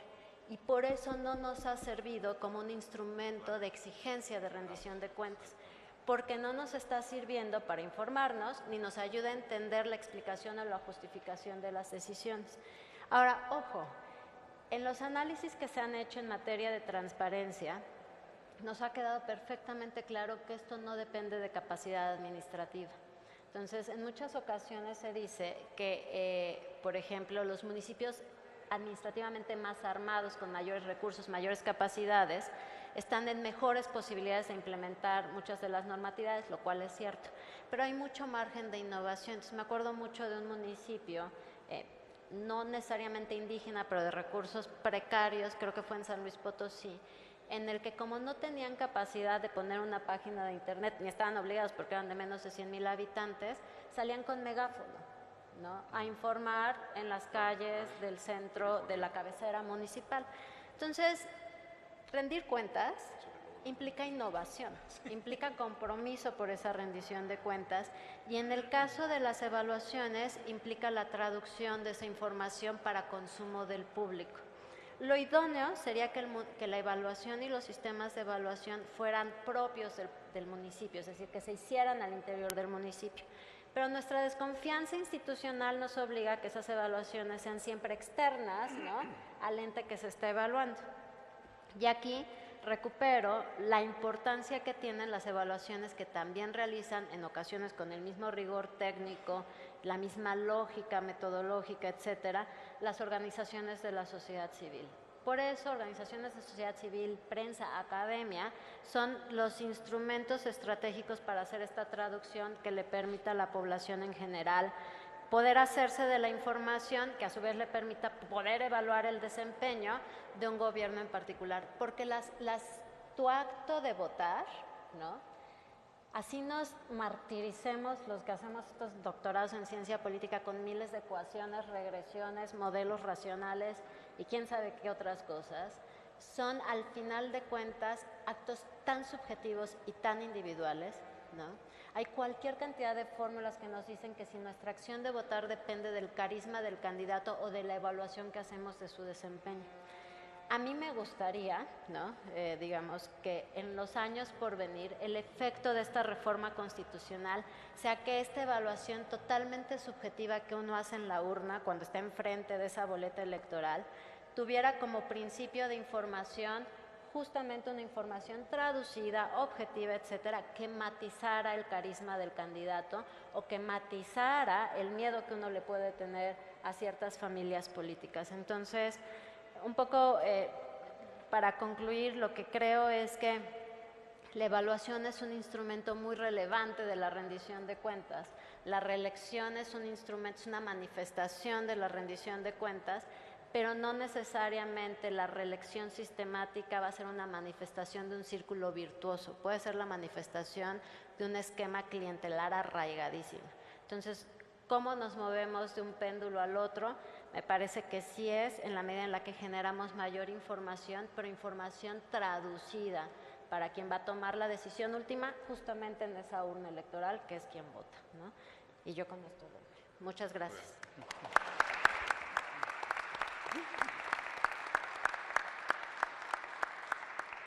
Pues muchas gracias, doctora. Vamos a pasar ahora a nuestra tercera intervención, que será a cargo del doctor Humberto Polo Martínez, quien obtuvo el grado de maestro en Gobierno y Asuntos Públicos y de doctor en Ciencias Políticas y Sociales por la Universidad Nacional Autónoma de México. Él es académico en la Facultad de Ciencias Políticas y Sociales de la UNAM y profesor en el Instituto Nacional de Administración Pública, INAP. Es autor del libro Administración Pública Comunitaria y Gobierno Local en México, las autoridades auxiliares municipales, publicado por el INAP. Es consultor de Gobierno y Administración Pública Municipal y asesor de los ayuntamientos de Atlequizayán e Ixtepec del Estado de Puebla, así como de Chapa de Mota y Temascalcingo del Estado de México. Fue coordinador regional en la Secretaría de Desarrollo Agropecuario del Gobierno del Estado de México y coordinador de la Liga de Comunidades Agrarias del mismo Estado. Un dato muy importante es que fue presidente municipal de Acambay, Estado de México, y secretario técnico de la Comisión Agropecuaria para la elaboración del Plan de Desarrollo del Estado de México. Doctor, por favor. Muchas gracias. Muy buenos días a todos, a todas. Para no distraerme mucho, porque luego tengo la costumbre de abundar en cosas, voy a permitirme leer un pequeño documento como de 10 cuartillas. Agradezco la invitación a este foro valorativo, apenas en los pininos de la reelección inmediata. Mi propósito es aportar ideas para repensar los alcances y limitaciones en esta modalidad democrática, considerando la conexión que tiene con dos factores estructurales en el municipio mexicano. Uno, la concepción unitaria del ayuntamiento, y el otro, la forma en cómo se eligen sus sus integrantes. Propongo revisar, aunque sea grosso modo, el diseño legal e institucional que determina la organización y operatividad del ayuntamiento para valorar su impacto en la aplicación de la continuidad en el cargo, cuyo objetivo estriba en que la ciudadanía evalúe el desempeño de sus representantes en un sistema de premios y castigos. ¿Cómo se integra o qué es el ayuntamiento? A diferencia de lo que sucedía en la antigüedad con la palabra ayuntamiento, utilizada para decir cualquier acto de unirse o de juntarse con un fin determinado, ahora normalmente la relacionamos con el gobierno del municipio, con un cuerpo colegiado o bien con una asamblea que delibera los asuntos públicos. Pero al no detenernos a pensar el por qué se organiza y funciona como una corporación creídamente indivisible o como una organización política sin división de poderes, obviamos conocer los efectos negativos de su integración casi monolítica, condición de dificultades serias para que el poder controle al poder, sobre todo ante la debilidad de los contrapesos y frenos que el rediseño institucional de los últimos tiempos no ha superado. En efecto, por su misma naturaleza, el ayuntamiento se conforma y funciona como un poder único, como un todo disfuncional, porque la influencia de sus integrantes en la toma de decisiones presenta desequilibrios. Las preferencias del legislador por el principio de gobernabilidad sobre el balance plural de las fuerzas políticas ha perjudicado el desempeño político de sus representantes ante los representados. Prevalece el predominio del partido ganador, la personalización del poder en la testa del presidente municipal y la fragilidad de la oposición. Pongo algunos ejemplos. En el municipio de Carmen del Estado de Campeche, la representación proporcional, es decir, la oposición, solo representa el 37.5%. En el municipio de Puebla del estado del mismo nombre, el 28%, y en los municipios de Tabasco con menos de 100,000 habitantes, el 16.7%. Así como está conformado actualmente el ayuntamiento, es un poder inseparable, con la dificultad de que sus integrantes con frecuencia no se ayuntan entre sí. Ayuntamiento es ayuntarse, juntarse, para cumplir con honestidad, eficiencia y transparencia su misión al servicio de la comunidad municipal. Pero en el fondo el problema en la aplicación de la reelección inmediata tal vez no esté en la composición unitaria del ayuntamiento, sino en el cómo se llega a esta composición. De conformidad con el desarrollo legal e institucional para la pluralidad democrática en el ayuntamiento, se integran estos por mayoría relativa y representación proporcional. Y de ahí que son electos en buena parte de las entidades federativas por planilla bloqueada y cerrada, y en otros estados por lista de regidores de representación proporcional. En todos los casos, el problema comienza desde las elecciones internas a que están obligados los partidos políticos para elegir sus candidatos. Normalmente prefieren la convención a la consulta directa a las bases, lo que propende a la simulación y termina en la falta o escasa legitimidad de quienes han postulado porque, parafraseando a Alicia Sicardi, no tienen las preferencias ciudadanas y no están comprometidos a llevarlas a cabo. Es decir, el pueblo ciudadano no los siente suyos.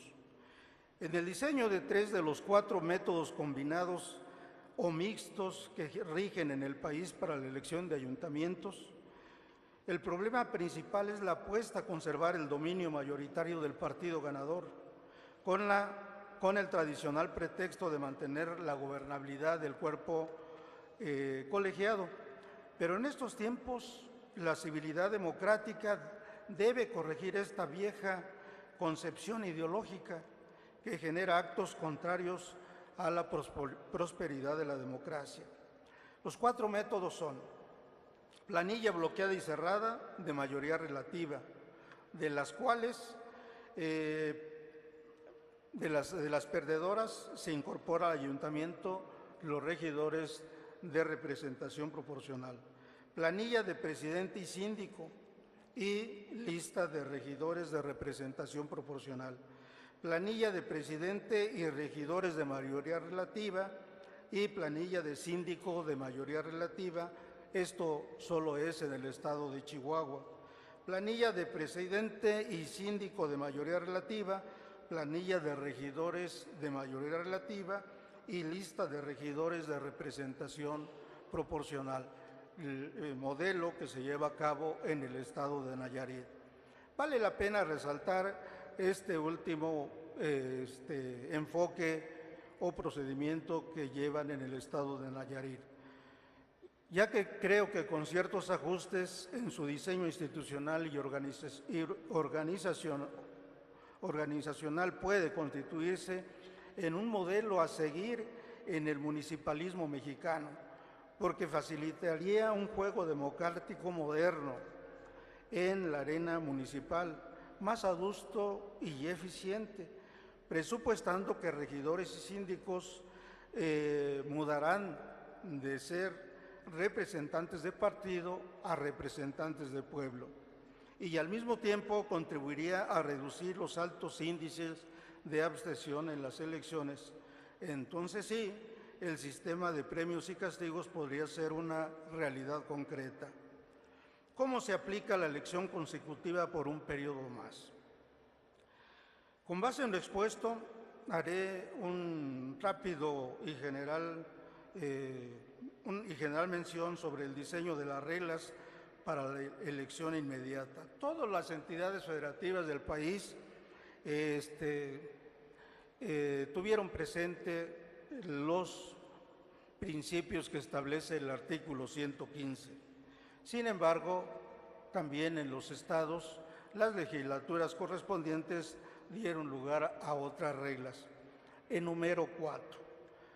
Acreditar los candidatos o los que pretendan ser postulados para la reelección deberán acreditar los periodos que han ocupado el cargo, declarar que han sido seleccionados conforme las normas estatutarias del partido, declarar que aceptan las candidaturas. Si han sido electos consecutivamente por un periodo más, no podrán ni siquiera participar como suplentes, entre otros requisitos que ya son más específicos en los estados.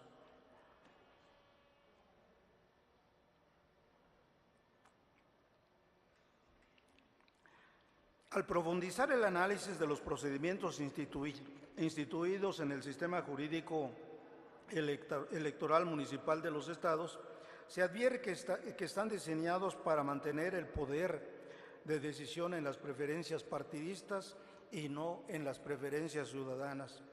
Subyace en ellos la negación a que se pronuncie directamente la ciudadanía por la reelección de quienes han evaluado bien y, consecuentemente, han logrado los méritos suficientes para competir. El continuismo dominante de los partidos políticos en el diseño del sistema de elección y reelección propende a facilitar la inclusión de pasajeros clandestinos. Tal caso es evidente y probable cuando los integrantes de la planilla de mayoría relativa en funciones acuerdan, como conjunto, solicitar individualmente su registro para reelegirse. Si todos tienen legitimidad política, no hay problema, pero si algunos carecen de ella, se entra en el terreno de la simulación. Práctica también muy probable en la integración de la lista de regidores por el principio de representación proporcional. ¿Qué hacer para respaldar los avances y, en su caso, rediseñar las reglas para fortalecer la democracia en la cuna natural de la democracia? Propongo dos escenarios en este tema. Primero, si el deseo es conservar el ayuntamiento tradicional como ente corporativo e indivisible, los cambios legales e institucionales deben de ir orientados en ese sentido. La propuesta presente no inventa el hilo negro, estriba en combinar las experiencias electorales municipales de los estados de Chihuahua y Nayarit, pero con ciertos ajustes para abonar a un sistema electoral que privilegie los equilibrios en el ejercicio del poder público y así un verdadero sistema de pesos, contrapesos y frenos. ¿Por qué? Porque existe una alta discrecionalidad en el ayuntamiento. Asimismo, permitiría que el sistema de premios y castigos sea un sistema efectivo, entre otros propósitos que se pueden alcanzar. Los ajustes buscarían que los regidores sean producto de planilla individualizada, es decir, que se elijan con fórmula de propietario y suplente por demarcaciones electorales municipales, que se derogue la lista de regidores de representación proporcional utilizada en algunos estados, ya que estos procederán de los candidatos perdedores más votados en la elección. Segundo, si la decisión política fuera la de transformar radicalmente lo que no ha funcionado y que para estos tiempos democráticos ya no encaja, entonces es necesario repensar la posibilidad de dividir el poder municipal, por muy dramático que esto parezca. lo que implicaría que salga del cuerpo colegiado el presidente municipal para que sea electo por aparte como el depositario del Poder Ejecutivo, que los regidores se elijan por demarcación electoral municipal y formen el ayuntamiento, que sería la institución depositaria del poder normativo o legislativo, que se abrogue el cargo de síndico y en su lugar se cree el órgano de fiscalización dependiente del ayuntamiento o del Congreso de Regidores. Al respecto, pueden esgrimirse varios argumentos en contra, pero nada es nuevo, hay historia. Repensar lo que tenemos para construir con mayor acierto el horizonte más adusto y benigno para nuestra democracia ha sido y es el reto de muchos. Muchas gracias.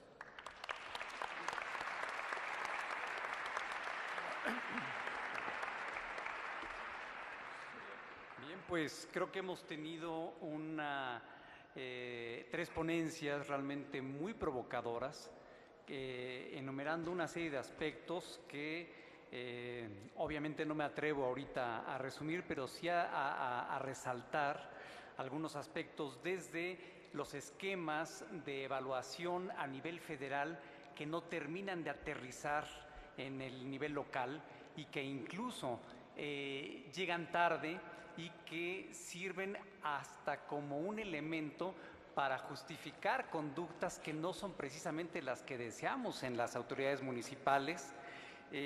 Toda esta cuestión de observar la evaluación como una cuestión interna, como una autoevaluación, o si debe ser una cuestión externa, si debe ser la sociedad civil quien haga realmente la evaluación y quien tome control de esquemas de evaluación que deban tener herramientas mucho más accesibles a la población y que se separen un poco de estos aspectos estrictamente técnicos que son necesarios, que son indispensables y que muchos de ellos son incluso definidos a nivel central, a nivel de gobierno federal, que cuando tratan de aterrizar y llegar al nivel local tienen muchos problemas porque precisamente van en una lógica diferente, la práctica también es muy distinta y por lo tanto se convierten en herramientas que no llegan a la población y que no permiten su utilización, incluso a veces ni siquiera su adecuada interpretación. Entonces, este aspecto me parece fundamental, así también como este cierre muy provocador de esta reforma que pareciera muy importante, un siguiente paso en la reforma de la estructura del ayuntamiento, que como cuerpo colegiado no implica, pues obviamente, una reelección de todo el cuerpo, sino implica una reelección selectiva de sus partes. Y este último punto respecto de la vinculación territorial de los miembros del Cabildo, de los miembros del ayuntamiento, respecto de una geografía muy clara, muy específica, y entonces sí generar un vínculo directo de la representatividad que tiene un espacio específico dentro de ese cuerpo colegiado, a mí me parece fundamental. Pero no me extiendo más, tenemos realmente poco tiempo, entonces nos vamos a ir directamente a la cuestión de preguntas y respuestas, y yo pediría a nuestros ponentes que en el orden en que presentaron pudieran hacernos algunos comentarios. Tenemos muchas preguntas, no creo que nuestros ponentes vayan a poder tener oportunidad de responder específicamente a cada una. Hay algunas que tocan temas muy parecidos y entonces creo que en ese sentido nos pueden ayudar por lo menos para dar alguna orientación o alguna reacción a la gran cantidad de participaciones que tenemos por parte de ustedes y que nos da mucho gusto ver el interés que se ha despertado en el tema. Doctor, si quieres iniciar. Sí, muchas gracias. Gracias, Pablo. Gracias para las personas que preguntaron. Algunas se identificaron, otras no.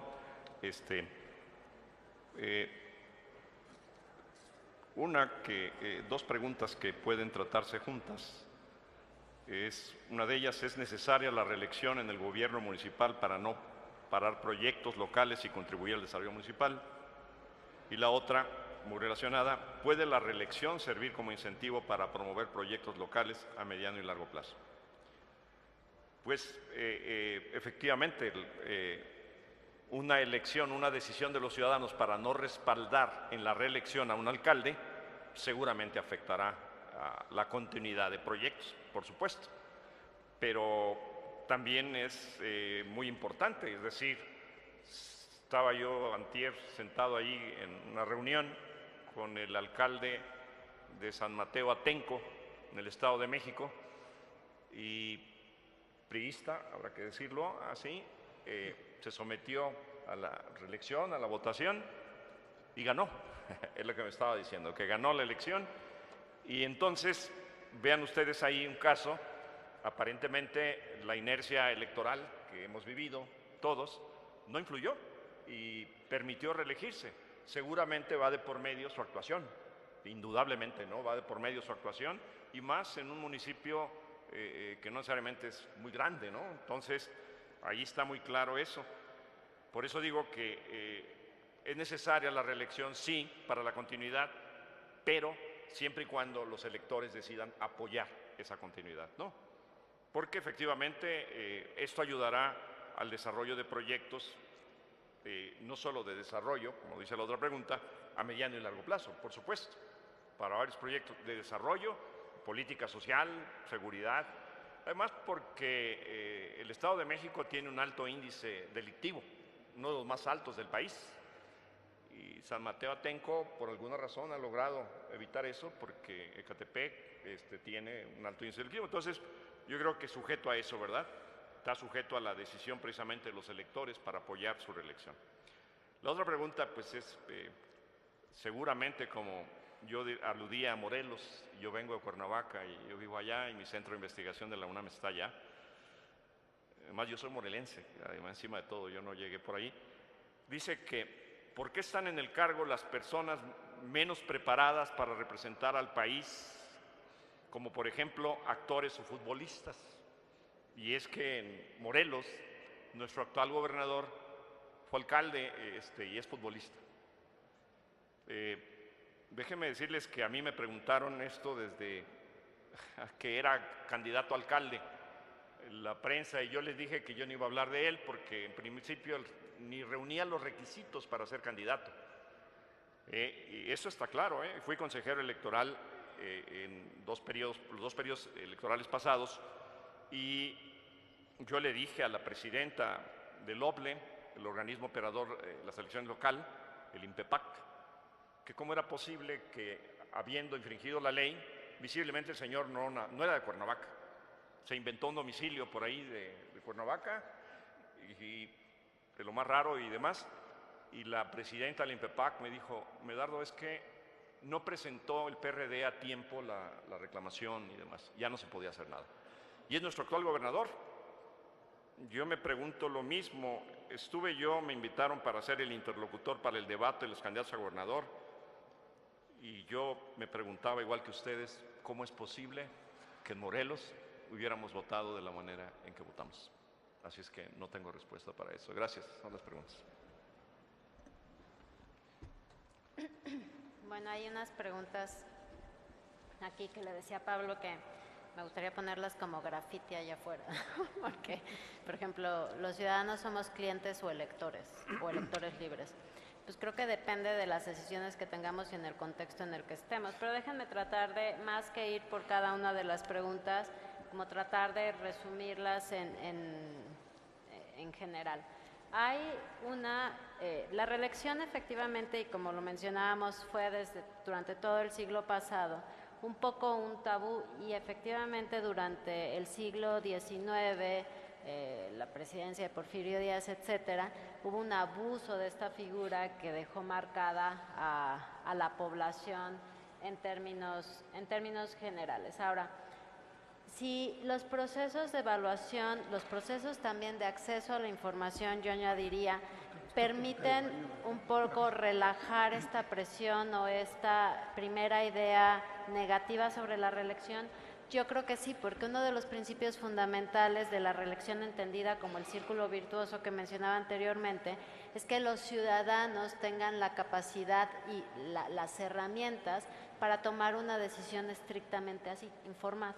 De ahí que esta pregunta de si somos clientes o electores libres, pues depende del contexto. Si en el contexto lo que tenemos es un ambiente donde fluye una información que es veraz, que es oportuna, es muchísimo más probable que tengamos las herramientas para poder ejercer un voto en total libertad y en ese sentido ser electores libres. Esto me lleva también a quienes son en muchas ocasiones los intermediarios. Cuando se habla de democracia y de reelección, se piensa mucho en el votante como el sujeto activo, que ciertamente lo es, pero no es este ser, digamos, ¿no?, espectacular, que se la pasa leyendo periódicos, revisando noticieros, haciendo sumas y restas de la cuenta pública. No es ese personaje. Entonces, dependemos muchísimo, otra vez reitero, de la traducción que se puedan hacer desde organizaciones de la sociedad civil, pero fundamentalmente desde medios de comunicación. De ahí que los medios de comunicación influyen de manera determinante la libertad de los medios de comunicación, en que esta información fluya y en que esta información de hecho se verifique.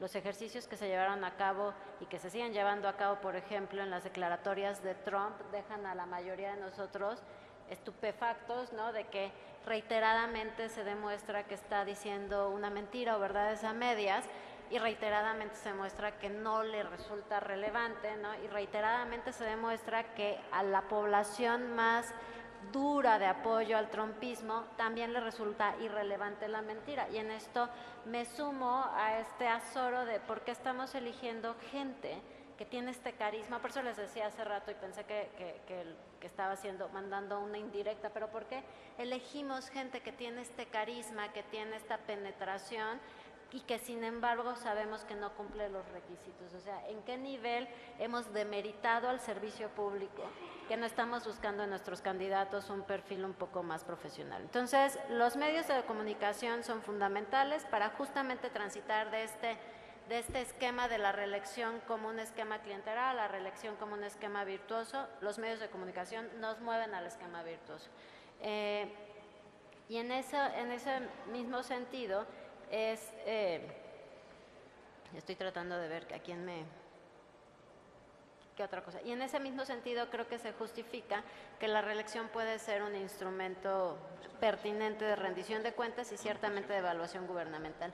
A mí me parece interesantísima, y yo creo que sería de un gran debate, esta postura que ofrecía el maestro Martínez, en el sentido de que la reelección se pudiera distinguir, por ejemplo, el poder ejecutivo, legislativo y no sé qué, porque esto es uno de los puntos también centrales, y esto viene un poco a colación de algunas preguntas sobre responsabilidad. Me parece que la propuesta es justamente poder abrir la lógica del gobierno municipal para identificar las responsabilidades de cada uno.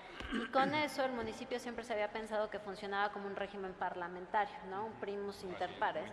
Y cuando uno lo abre pensando, no vamos a replicar el régimen republicano a nivel municipal para asignar las responsabilidades directas, la verdad no sería una mala idea, porque permitiría que justamente los electores pudiéramos identificar con total claridad las responsabilidades. Sí, solo sí, hay una reforma en el mismo sentido para delimitar las responsabilidades, yo argumentaría. De otra suerte, imagínense un gobierno dividido a nivel municipal, yo creo que eso sería también, que existe a la fecha, gracias a la representación proporcional, pero yo creo que es una propuesta pues sí, muy provocadora. Y esta última, ¿de a quién se debe responsabilizar por la deficiente aplicación de las disposiciones anticorrupción en las entidades federativas? La mayor parte de los sistemas estatales anticorrupción pasaban por ciertas fases: la armonización normativa, la armonización institucional y finalmente la conformación de la armonización, la creación de las instituciones necesarias. Y en la mayoría de los casos, si bien lo piensan, pasan por la soberanía nacional y por la soberanía popular. O sea, el principio del régimen republicano, presidencial y demás son las legislaturas. Entonces, ¿a quién responsabilizaría yo por la deficiente aplicación? A las legislaturas estatales principalmente. Y ya. ¿Esa era la señal? Era la señal. Me voy a referir de manera general. Las preguntas son muy interesantes, pero contestar una por una sería llevarme mucho tiempo. La reelección inmediata en nuestro país es producto de un largo proceso. El tabú de la no reelección pues había echado raíces muy profundas. Sin embargo, creo que el procedimiento o el sistema que se ha empleado no es el adecuado. Y no es el adecuado porque sigue fincando toda la decisión en los partidos políticos, mejor dicho, en las dirigencias de los partidos políticos. Y entonces resulta que el pueblo ciudadano, o sea, los electores, están completamente alejados de la posibilidad de ellos mismos expresarse por quién o quiénes quiere que se reelijan. Es determinante que para cambiar la estructura se tienen que tomar grandes decisiones, porque este es un problema estructural de fondo. Yo se los digo como expresidente municipal, ¿sí? Cómo el mayoriteo siempre vence a 2 o 3 o 4 o 5 regidores de oposición que no son representativos y entonces no defienden los intereses de quienes votaron por ellos, porque los que llegan como regidores de representación proporcional pues son los que también participaron en la planilla de mayoría relativa perdedora o las planillas perdedoras. Entonces creo que es sumamente importante dar un paso definitivo. ¿Por qué? Porque de lo contrario, pues estamos poniendo solamente parches. Y estos parches no dan de sí, sobre todo ante lo que ahora reclama la democracia: transparencia y rendición de cuentas. Si creo que la estructura actual del ayuntamiento continuara, pues no se arreglaría nada. Por eso ya algunos estados han puesto pies en el camino de la transformación, y es el estado de Chihuahua donde el síndico puede ser un contrapeso al presidente municipal, que finalmente tenemos un presidencialismo municipal en nuestro país y que pareciera que a remedio de lo que sucedió a nivel federal o a nivel nacional, pues lo queremos conservar. Y yo creo que eso ya está fuera de la lógica de una democracia moderna como la que creo que todos aspiramos tener. Por otro lado, si el ayuntamiento se transforma solamente en una parte, no estaríamos logrando el fondo de la cuestión. Ahí es donde estriba mi segunda propuesta, sobre todo en el hecho de que no es un caso aislado ya. En Latinoamérica, los consejos municipales ya se dividen en alcalde y concejales, pero el alcalde es el poder ejecutivo y los alcaldes son el poder legislativo. O sea, ya ahí de entrada hay algo que está llevándose a cabo.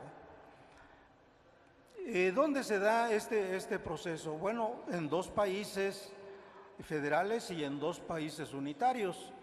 Brasil, donde existe la Cámara Municipal, ¿sí?, fuera de lo que es el alcalde, que es un verdadero contrapeso, porque pues la Cámara Municipal se encarga pues precisamente de vigilar que el alcalde cumpla con todos los requisitos de ley en la ejecución de los acuerdos que se toman en el seno del Consejo.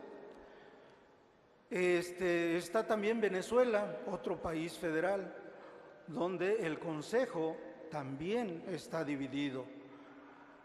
Tenemos a Ecuador, un país o un estado unitario, y ahí está dividido el Consejo. Y tenemos también a Perú, que por cierto en Perú, mientras de que aquí se estaba aprobando la reelección inmediata, en Perú se estaba derogando. ¿Por qué? Porque decían que no había funcionado para contener la grave corrupción que padecían. Esto lo tenemos que valorar nosotros de tal manera que nos permita, o a los tomadores de decisiones les permita garantizar realmente un equilibrio, pero como decía Naki, yo creo que la evaluación y la fiscalización debe darse dentro, porque entonces, ¿qué papel tienen los representantes ciudadanos o de la ciudadanía en el cabildo? Pues entonces estaríamos diciendo que es una cuestión meramente simulada. Para todo esto creo que también debe de cambiarse definitivamente la planilla bloqueada y cerrada, porque engendra muchos vicios o esconde muchos vicios. Y por consecuencia la lista de regidores de representación proporcional que se lleva a cabo en 8 estados de la República, y que en uno de ellos, en San Luis Potosí, también a la planilla que encabeza el presidente municipal se agrega un regidor de de mayoría relativa. Pero esto no genera equilibrios, siempre se apuesta a el mayoriteo del partido ganador. ¿Con qué? Como ya decía, con ánimos de garantizar la gobernabilidad en los trabajos o en las tareas del cuerpo colegiado. Me preguntan que si considero que en la Ciudad de México puede crearse un órgano fiscalizador en las alcaldías. Bueno, pues también aquí el diseño legal tiene o adolece de los mismos problemas que tiene el diseño municipal. Entonces, yo creo que sí es necesario que esto exista, porque de lo contrario, pues todo quedaría a la buena del señor, ya sea del señor alcalde aquí en la Ciudad de México, o de la señora alcaldesa, o del presidente municipal o de la presidenta municipal.